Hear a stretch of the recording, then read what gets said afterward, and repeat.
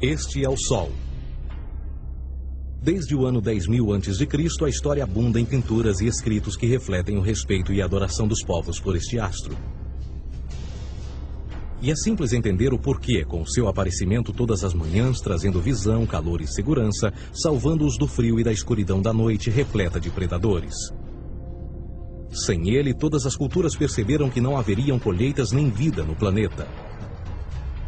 Estas realidades fizeram do Sol o astro mais adorado de todos. Todavia, muitos estavam atentos também às estrelas. As estrelas formavam padrões que lhes permitiu reconhecer e antecipar eventos que ocorrem de tempos em tempos, tais como eclipses e luas cheias. Eles catalogaram grupos celestiais daquilo que conhecemos hoje como constelações. Esta é a Cruz do Zodíaco, uma das mais antigas imagens na história da humanidade.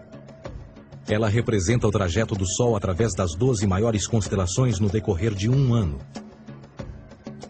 Ela também representa os 12 meses do ano, as 4 estações, solstícios e equinócios. O termo zodíaco está relacionado com o fato das constelações serem antropomorfismos ou personificações, como pessoas ou animais. Por outras palavras, as primeiras civilizações não só seguiam o Sol e as estrelas, como também as personificavam através de mitos que envolviam seus movimentos e relações. O Sol, com seu poder de dar vida e de salvar, também foram personificados como se representasse um Criador ou um Deus. Deus Sol, a luz do mundo, o Salvador da humanidade. Igualmente, as 12 constelações representaram lugares de viagem para o Deus Sol e foram nomeados por elementos da natureza que aconteciam nesses períodos de tempo. Por exemplo, Aquários, o portador da água que traz as chuvas da primavera. Este é Horus. Ele é o Deus Sol do Egito de 3.000 a.C. Ele é o Sol antropomorfizado e a sua vida é uma série de mitos alegóricos que envolvem o movimento do Sol no céu. Dos antigos hieróglifos egípcios conheceu-se muito sobre esse Messias solar. Por exemplo, Horus, sendo o Sol, tinha como inimigo o Deus Sete, que era a personificação das trevas ou da noite. E metaforicamente falando, todas as manhãs Horus ganhava a batalha contra Sete. E no fim da tarde, Sete conquistava Horus e o enviava para o mundo das trevas. Será importante frisar que trevas versus luz ou bem versus mal tem sido uma dualidade mitológica onipresente que ainda hoje é usada em muitos níveis. No geral, a história de Horus é a seguinte. Horus nasceu em 25 de dezembro da Virgem Isis Mary. O seu nascimento foi acompanhado por uma estrela no oeste, que por sua vez foi seguida por 3 reis em busca do Salvador recém-nascido. Aos 12 anos era uma criança prodígio nos ensinamentos, e aos 30 anos ele foi batizado por uma figura conhecida por Anup, e assim começou o seu ministério. Horus teve 12 discípulos e viajou com eles, fazendo milagres tais como curar os enfermos e andar sobre as águas. Horus também era conhecido por vários nomes como a Verdade, a Luz, o Filho Adorado de Deus, o Bom Pastor, Cordeiro de Deus, entre muitos outros. Depois de ter sido traído por Tifão, Horus foi crucificado, enterrado por 3 dias e então ressuscitou. Estes atributos de Horus, originais ou não, parecem influenciar várias culturas mundiais e muitos outros deuses encontrados com a mesma estrutura mitológica. Atis da Firígia nasceu da Virgem Nana em 25 de dezembro.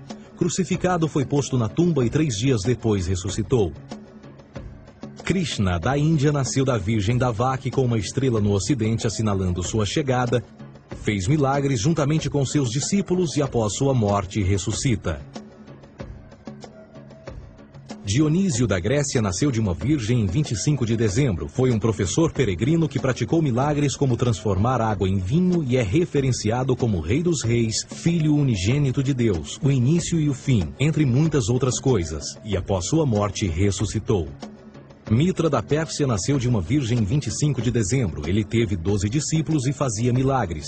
E após sua morte foi enterrado por 3 dias e então ressuscitou. Ele também foi chamado de a Verdade, a Luz, entre outros. Curiosamente, o dia sagrado de adoração a Mitra era um domingo. O que importa salientar é que existiram inúmeros salvadores em diferentes períodos em diversos lugares da Terra que preenchem essas mesmas características. A pergunta que não quer calar: o porquê desses atributos? Por que o nascimento de uma virgem em 25 de dezembro? Por que a morte e a ressurreição após 3 dias? Por que os 12 discípulos ou seguidores? Para descobrirmos, vamos examinar o mais recente dos Messias solares. Jesus Cristo nasceu em 25 de dezembro em Belém. Ao nascer foi anunciado por uma estrela no ocidente que seria seguida por 3 reis magos para encontrar e adorar um novo Salvador. Tornou-se pregador aos 12 anos. Aos 30 anos foi batizado por João Batista e então iniciou seu ministério. Jesus teve 12 discípulos que viajaram com ele praticando milagres como curar doentes, andar sobre a água, ressuscitar mortos. Ele também é conhecido como Rei dos Reis, o Filho de Deus, a luz do mundo, o início e o fim, o Cordeiro de Deus, entre muitos outros. Depois de ter sido traído por seu discípulo Judas por 30 moedas de prata, ele foi crucificado, posto em uma tumba e após 3 dias ele ressuscitou e ascendeu aos céus. Em primeiro lugar, a sequência do nascimento é completamente astrológica. A estrela no ocidente é Sírius, a mais brilhante do céu noturno, que a cada 24 de dezembro se alinha com outras 3 estrelas brilhantes no cinturão de Órion. Essas 3 estrelas brilhantes são chamadas hoje, como eram na antiguidade, 3 reis, 3 Marias no Brasil e Portugal. Os 3 reis e a estrela mais brilhante, Sírius, todas apontam para o nascer do Sol em 25 de dezembro.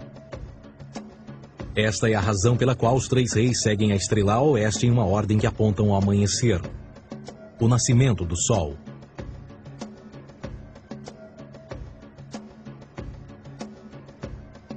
A Virgem Maria é a constelação de Virgo, também conhecida como Virgo, a Virgem. Virgo em latim significa virgem. Virgo também é conhecida como a Casa do Pão. E a representação de Virgo é uma virgem segurando um feixe de espigas de trigo. Esta Casa do Pão e o seu símbolo das espigas de trigo representa agosto e setembro, a época das colheitas. Por sua vez, Belém é a tradução ao pé da letra de a Casa do Pão. Belém também é a referência à constelação de Virgem, um lugar no céu, não na terra. Existe outro fenômeno muito interessante que ocorre em 25 de dezembro, é o solstício de inverno. Do solstício de verão ao solstício de inverno, os dias se tornam mais curtos e frios. Da perspectiva de quem está no hemisfério norte, o sol parece se mover para o sul, ficar menor e mais fraco. O encurtamento dos dias e o fim das colheitas conforme se aproxima o solstício de inverno, simbolizando o processo de morte. Era a morte do sol. Pelo 22º dia de dezembro, o falecimento estava completamente realizado e faz com que atinja seu ponto mais baixo no céu. Aqui algo curioso acontece. O Sol para de se mover por 3 dias. Durante estes 3 dias, o Sol fica pelas redondezas da constelação do Cruzeiro do Sul, ou Alfa Crucis.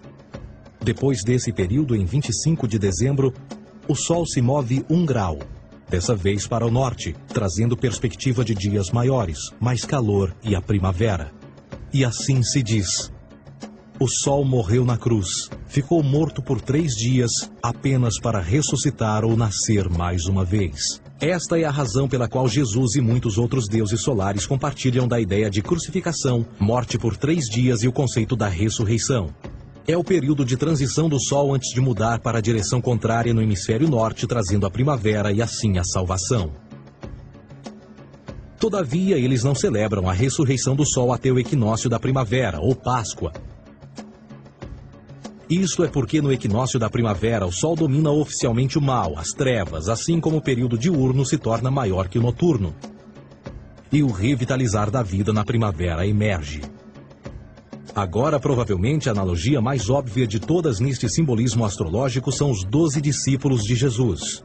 Eles são simplesmente as 12 constelações do zodíaco com que Jesus, sendo o Sol, viaja. De fato, o número 12 está sempre presente ao longo da Bíblia.